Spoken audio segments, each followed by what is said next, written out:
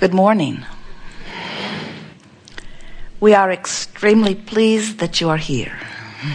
It is good to come together for the purpose of co-creating. Do you agree? Yes. Co-creating at its best. Really, it is. You are knowing what you are wanting? Yes. It's an evolving thing, isn't it? Are you enjoying the expansion of your desire? Yes. That's good, because you can't stop it, can you? Your life causes you to continue to ask for more. And the asking part is not the problem, because you can't stop asking. But sometimes we notice that you are uncomfortable when you have asked for something, and you're asking for it because your life experience has helped you to identify that you want it. Sometimes by knowing what you don't want, you so much more clearly know what you do want. So the variety of your life causes you to ask for more. But then, instead of thinking about what you are asking for and finding vibrational alignment with your new desire, sometimes we see you standing in a place where you are beating the drum of where you are in order to justify what you are asking for. You learned that by pleading your needy cause to your mother. When you simply said to your mother, "I think that would be nice and I want that," sometimes she said to you, "Well, there are things that I want to, and I've just learned that I don't get everything I want, and you don't either." And we say, that was your first step in the wrong direction. And the reason that your mother said that to you is because very early on, because of your relationship with your parents, you began to believe that all of your well-being would flow through the vortex called mother, or through the vortex called parent. And so sometimes you ask for things that your parents were not in a place of easily or maybe ever providing for you. And so they began to explain to you that you don't get everything that you want. And that's just not true. And the reason that we are so emphatic about that is because we know how the universe is established, and we know that you are source energy creators. We know that you've come forth into this physical body, into this leading edge time-space reality for the express purpose of giving birth to new desires, which source eagerly provides. In fact, that idea is so central to your life experience that we've written a book. And the book is called Ask and It Is Given. And the reason that the book is called Ask and It Is Given is because when you ask, it is given. When you ask, not only is it given, but when you ask, the non-physical part of you literally becomes the vibrational essence of that which you are asking for. You are source energy in physical bodies, and you have come into this leading edge experience with the intention of letting the variety that surrounds you cause you to focus into something further. The expansion of the universe and the evolution of all that you know is about that. So it is so well known from your non-physical perspective that when you have an experience that causes you to ask for something more, that the non-physical part of you becomes it, that you came into this experience understanding that anything that this time-space reality could inspire you to desire, this time-space reality has the wherewithal to provide for you. But somewhere between that knowledge that you held as you made the decision to come forth into this body and where most humans stand now, there is a gap in that understanding, because most of you have come to know or come to expect or come to believe that when you want something, that it is not necessarily going to manifest in your experience right now, this red hot minute. And we want to say to you, that's true because you live in this buffer of time. But when you ask, it is given every single time. And the expanse of time between the time that you're asking for it and the time that you're actually receiving it is all up to you. And it has to do with how quickly you align your vibrational frequencies to that of your desire. Everything that is in this reality is a translation of vibration, and the gap between the manifestation and where you stand is so much slighter than any of you are now understanding. It's just a thought away. But what's happening to so many of you that keeps you from letting it into your experience rapidly, so you believe that creation is long and slow in coming, is that life causes you to give birth to a myriad of new ideas, which the source energy part of you immediately becomes. But then instead of you going with that positive flow and talking about why you want it and how nice it will be when you get it, instead, most beat the drum of why they need it. I want more money because I don't have enough money. And it is so irritating to me that I don't have enough money, and I've never had enough money. In fact, most of those that I know don't have enough money. And it's wrong, you say, that the government takes so much of our money. And they spend it in unwise ways. They squander it and waste it, and it doesn't go where it needs to go. And I'm very tired of that, you say. And then you say, I want more money, but I do not think that there's any way that more money can come to me because I'm already working as many hours a day as I can. And anyway, shouldn't I have a personal life of some kind? And I don't think that I should have to put so much of my energy into earning money. I think money should come to me more easily. And look at that young person driving that beautiful car. His father probably bought that for him. He's probably dealing drugs.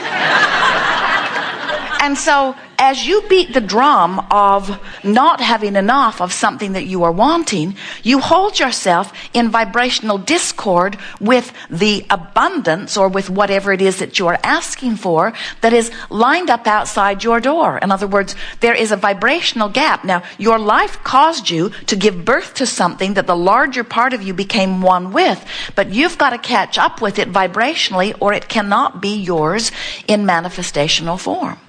You will only be joyful when you are vibrationally up to speed with who you are. In other words, you cannot have been in this physical body as an extension of source energy and have had this life experience cause you to expand yet further, and the non-physical part of you take to that expansion and become it.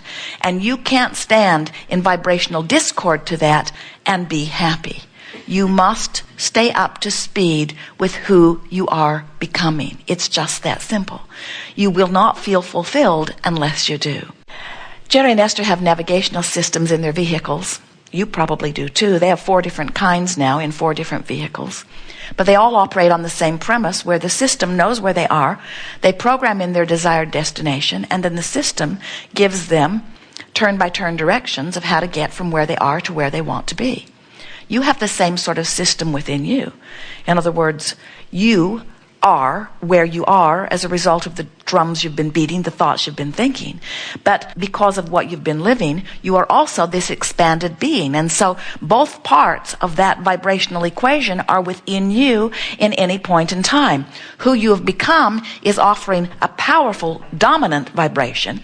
And who you are letting yourself be by virtue of that which you are giving your attention to right now is another vibration. And those 2 vibrations are playing off of one another and giving you emotional feedback.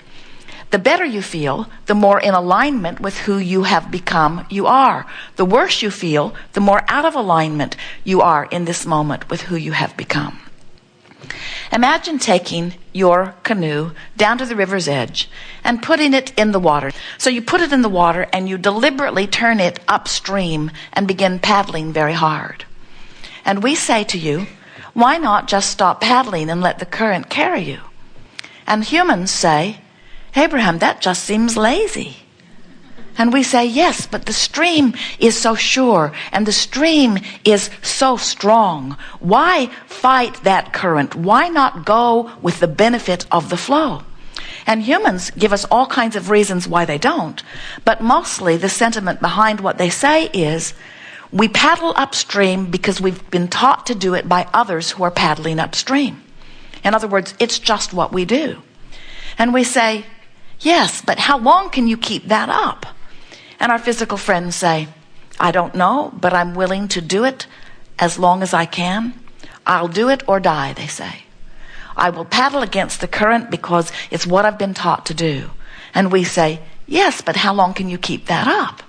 And they say, I've been going to classes. I've been studying. I belong to a user group. I go to community parties.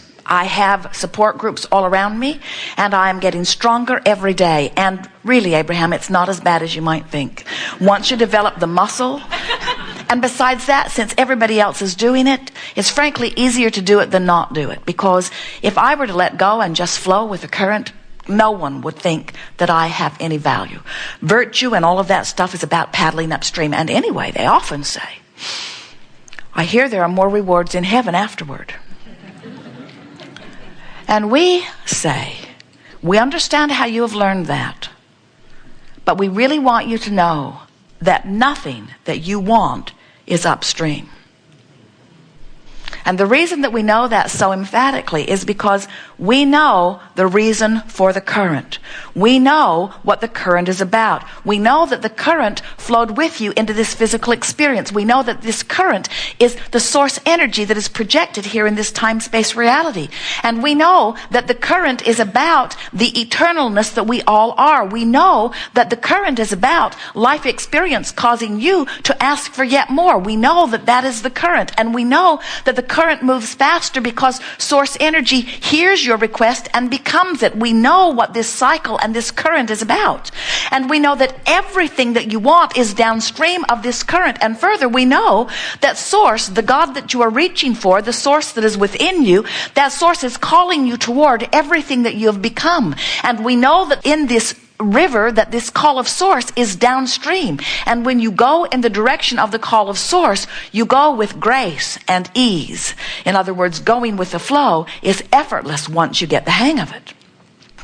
So there are two things that we want you to understand that are so essential to understanding your experience here in this life and the deliberate creating that you are about. One is that the speed of your stream is self-induced. In other words, your stream flows as it flows. Oh yes, it was flowing before you came into this physical body. It really was. But the life experience that you're living and the eternal asking that this life is calling forth from you is causing a faster moving of the stream. A beautiful woman came to a gathering not too long ago, and during her lunch hour she visited with her children. And one of her children said, Mom, if you get a chance to ask Abraham, will you ask a question for me? And Mother said, yes. She was the first one called on after lunch, by the way. It was an interesting thing. The power of that child's question got his mother right in the chair. And the question that he wanted the answer for is, why are grown-ups so grumpy? And our answer is, because the longer they live in this contrasting environment, the more life causes them to ask for things that they don't allow themselves to move toward. In other words, the longer you live, the more you ask. The more you ask, the faster your stream. The faster your stream, the more you get beat up by the stream if you don't flow with the stream. So when you are accustomed to paddling upstream in a faster and faster and faster moving stream, you get torn apart. In other words, there's a tug of war going on within you that is not pleasant at all. But when you allow yourself to go with the flow, oh, what a frolicking good time you can have when you have a fast moving stream and you're going with it. So the two factors that we want you to be aware of are the stream moves fast, and the longer you live and the more you ask, the faster it moves. And it's important that you know which way you are pointed within the stream. And the way you are pointed within the stream is everything about the way you feel. You don't even have to paddle downstream. Many of you say, oh, I'm over here, what I want's over there. Shouldn't I turn my boat around, put a motor on it, and get over there? And we say, the motor's not necessary, the stream's going. But what you must do, if you're to feel any ease in your life and any speed toward what you are wanting, you got to stop paddling upstream. And so here's what we want you to really remember from this gathering. In the moment that you stop paddling upstream, the current will turn you and the current will carry you. And in that turning moment is your feeling of relief. That's where all of your power is. It's just in allowing the natural stream to turn you and carry you. There are so many things that you can do that will make you feel better. But the most important thing is that you be aware that when you do feel better, you've done all that you can do. You can't turn in the stream and all of a sudden be to where you want to be. But you can stop paddling upstream, and when you do, the stream will turn you. And when the stream turns you, and the stream carries you as it will, everything that you've been asking for is there.